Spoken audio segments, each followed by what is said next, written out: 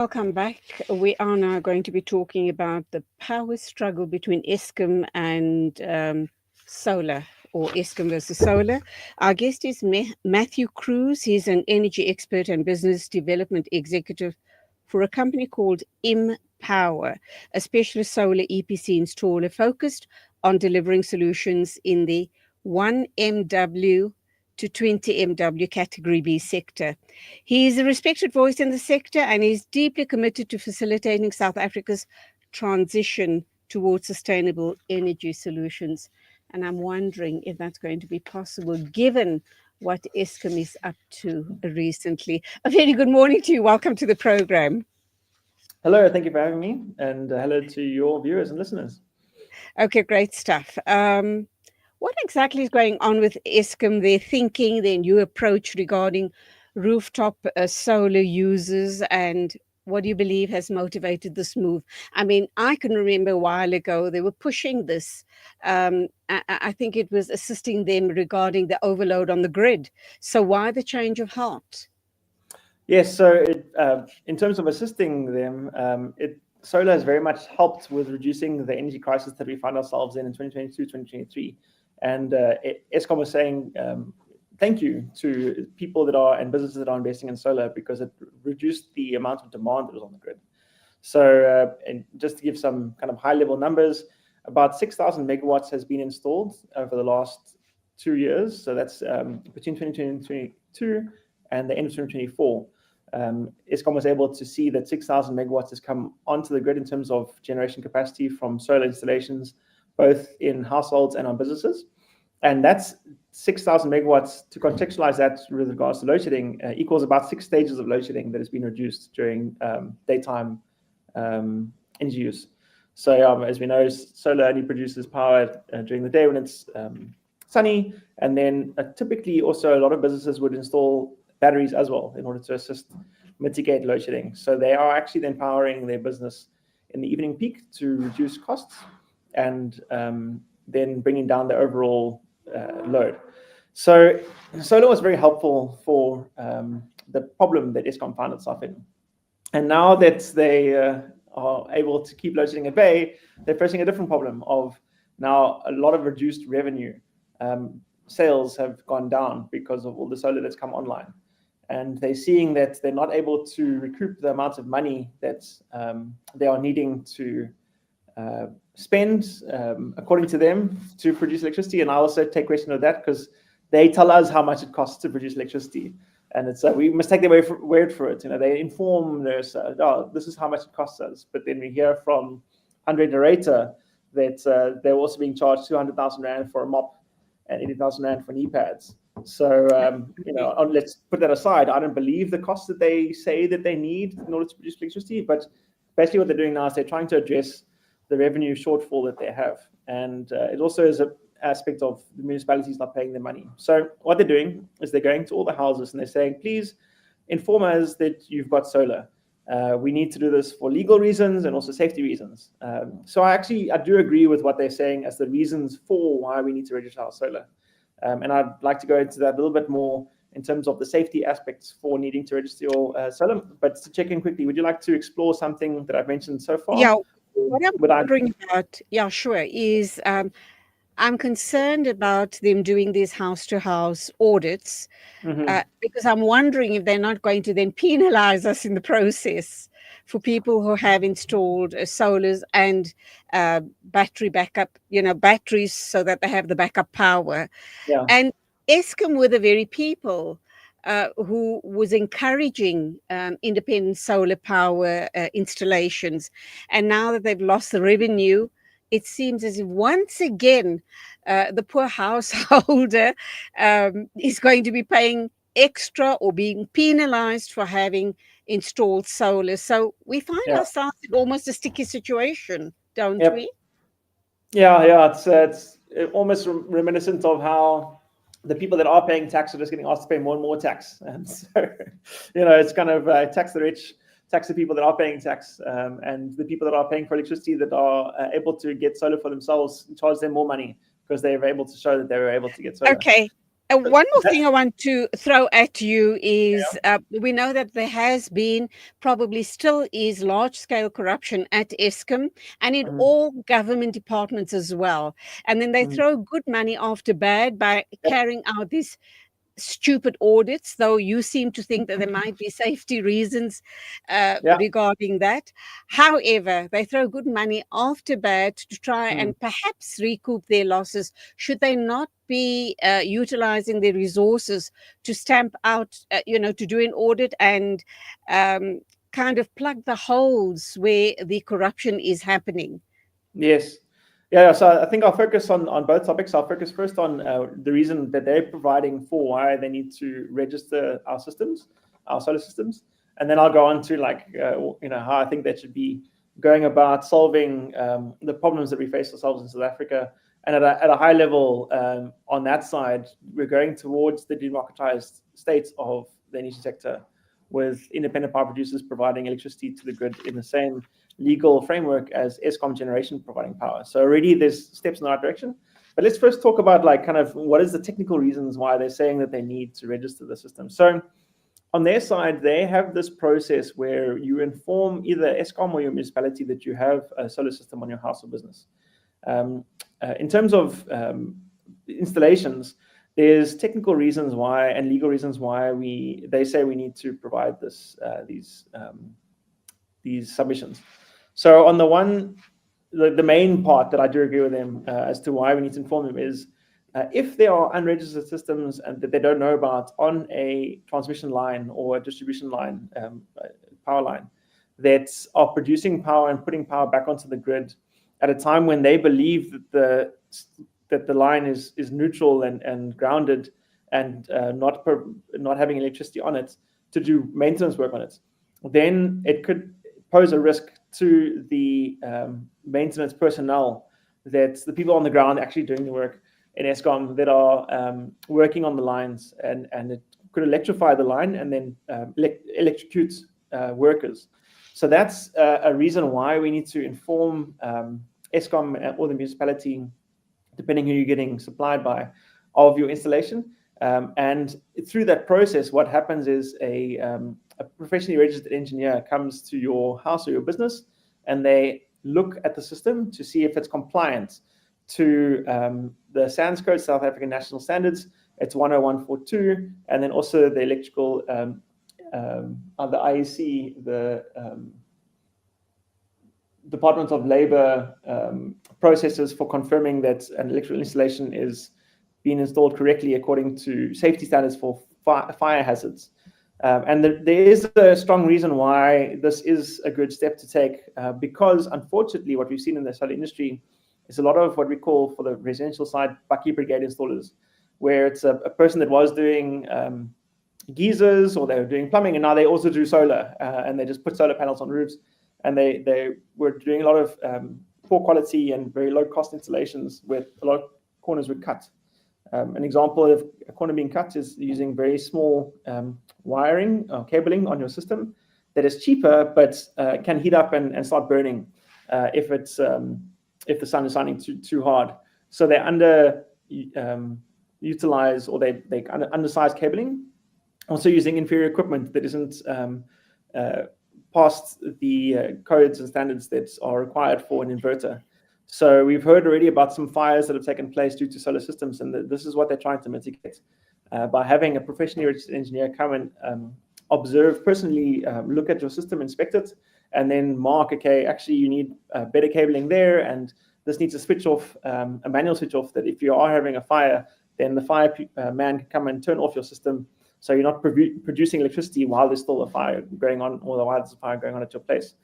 So that PRN person that's registered with the Engineering Council of South Africa, EXA, will then fill in a form and submit that form to either Eskom or the municipalities to confirm, okay, this is actually a good quality installation, and also they have the certificate of compliance in place.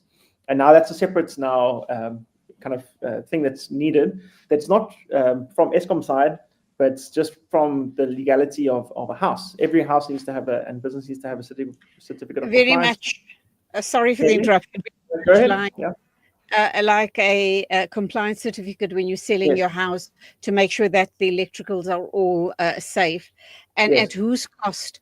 When that engineer comes through to do the inspection on your house, I'm sure the householder is going to be liable for that cost, number one. Unfortunately. And, Yep. and then to have, if anything is wrong, to do the upgrades or to correct whatever is faulty is obviously also the cost that the householder is going to carry. But can we just pause there, please? We need to take an ad break and we'll come back to continue this discussion. Great.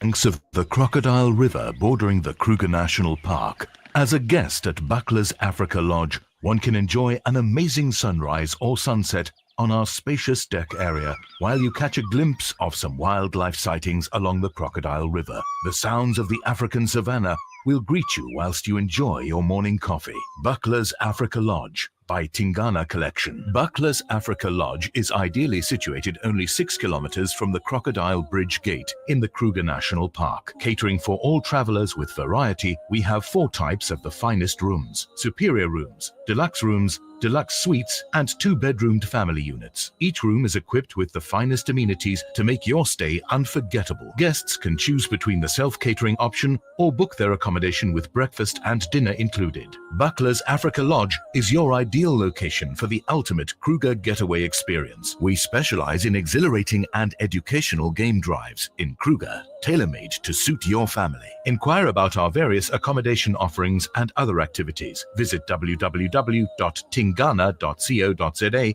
for more information. Buckler's Africa Lodge by Tingana Collection. Experience the pulse of Africa with us.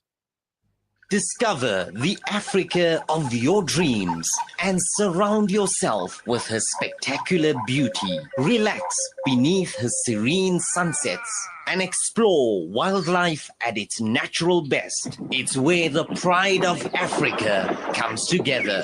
The Kwantu Private Game Reserve. Get to know the Big Five or cruise on an elephant safari game drive. Interact with lion and tiger cubs and enjoy world-class halal cuisine while we pamper you during your 5-star stay. Indulge in the true African experience. For reservations, call now on 042-203-1400 or visit kwantu.co.za. The Kwantu Private Game Reserve, the place of gathering. World-class financial services only at Sapphire Global, your financial partner. If you are looking for Islamic, Sharia, and ethical financial products, look no further. Sapphire Global offers a wide range of financial service offerings from short-term to life and investments. A full-service center with all financial requirements under one brand. Our highly skilled and experienced consultants are ready to help protect your financial future. Contact us on 041 001 0184 or visit our website on www.sapphireglobalfs.com. Sapphire Global is an authorized financial services provider. Kids these days are smart, and when you're competing for their attention against their smartphones, you need to make smart choices, like using Sunfoil triple refined pure sunflower oil in every meal you make. It's naturally cholesterol-free and approved by the Heart and Stroke Foundation as part of a balanced eating plan. So whether you're cooking, frying, or baking, you get the great tasting results that'll get their attention faster than the latest app. And if that doesn't work, change the Wi-Fi password. Sunfoil. Now we're cooking. Salam Media, a global voice for humanity. Welcome back. It is exactly 11:52 a.m. And just when you thought you have used up your holiday money to have a solar system installed and you're really comfy and I should imagine really hassle-free regarding power supply to your home, we're now hearing about the power struggle between Eskom and solar. Our guest is energy expert Matthew Cruz. He's also business development executive for IMPOWER. Welcome back. And I interrupted to you to take an ad break, Matthew. So would you like to continue from where I interrupted you, please? Great. Yeah, thanks so much for that. I appreciate it. Just to quickly chat through the certificate of compliance. Every house and businesses has a certificate of compliance for the electrical cabling that has been signed off by a Department of Labor registered wireman or electrician.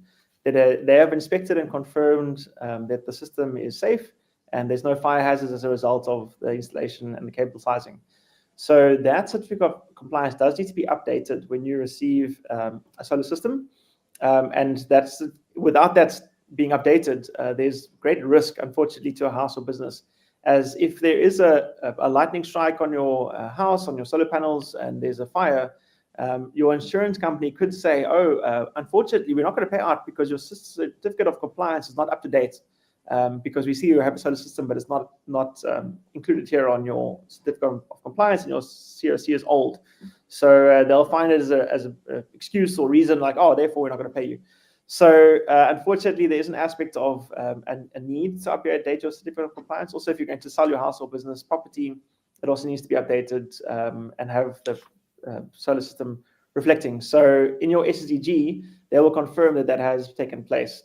So there's like legal and technical reasons why you need to do your SSEG. For households, there's also an aspect of, and this comes down back to the money that I'd like to talk about. You mentioned, please comment on regarding your tariff that you're on. The Eskom or the municipality would want to shift you over a time of use tariff where you have cheaper power during the middle of the day and more expensive power in the evening, in order to have then your system kind of be producing power at a time when it's cheaper to have electricity. So there's like an address of their revenue loss through that method, and they're saying no, it's actually unfair if you just remain on a set price per kilowatt hour during the day and during the night, because you actually are just using the grid as a battery, or using our system as a battery, and only using power in the peak demand area at times in the evening or the morning when you don't have power for yourself, and that's actually making you a more costly user on the grid than everyone else, and you actually are getting supplemented by the poorer households. So there's some merit to that argument. There's some aspects that I agree with in terms of the kilowatt hour that we're paying at the moment isn't quite reflective of the costs of the distribution within a municipality. It's just kind of bundled all together, and there's a whole bunch of costs that are not being accounted for. And as we now go towards the democratized state of the energy sector that I mentioned previously, where Eskom transmission is separated out from Eskom distribution and Eskom generation, each of those individual entities will need to be able to recoup their costs in order to remain a going concern. So Eskom transmission will need to be able to say, it costs us this much to maintain the transmission lines and also continue to build new transmission lines in order to address this grid capacity constraints that we've been having, and to allow new power to come onto the grid. This is our costs. They need to be recouped. At the moment, they don't have those costs included in the normal tariffs. So a time of use tariff will have a fixed cost. It's a transmission cost, and also a fixed distribution cost as well, apart from your kilowatt hours that you're using for generation. So there's an aspect of you're unfortunately going to be paying more than you would have paid for your electricity from Eskom if you didn't get your solar, but not overall. So you'll have an overall saving on your electricity bill, but if you hadn't have gone and gotten solar, then the power that you are using, you would pay less for per kilowatt hour. Now, to go into the more interesting topic that you were mentioning of the way the money is spent. Thankfully, we're going towards a democratized state where there's competition that's being introduced into the energy sector, where it's actually going towards the developed nations, or if we think of old terminology, we had first world and third world. South Africa still termed third world or developing nation. All first world or developed nations have a democratized energy sector where there's competition on the energy sector. You don't just have the government having one massive electricity utility that's kind of socialist or communist in its approach.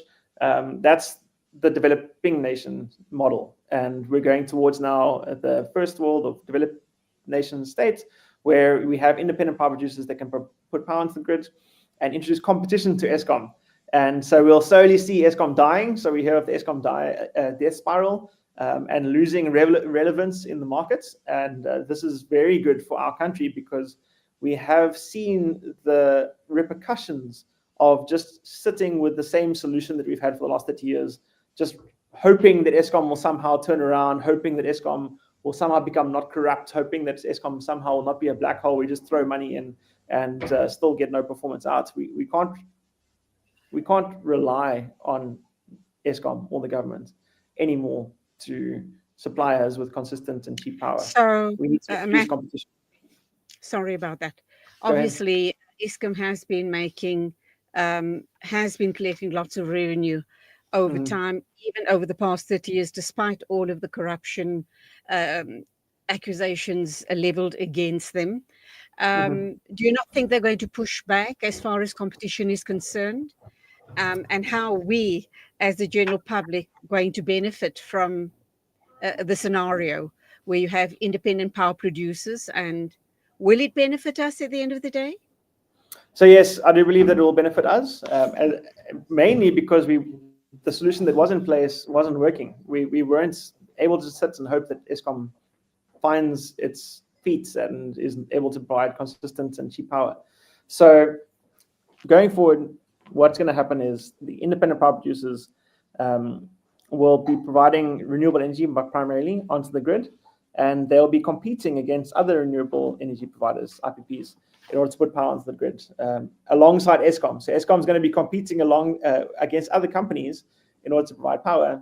And if they are going to say that their electricity costs too much, they just won't get their electricity bought by the grid, by the transmission system.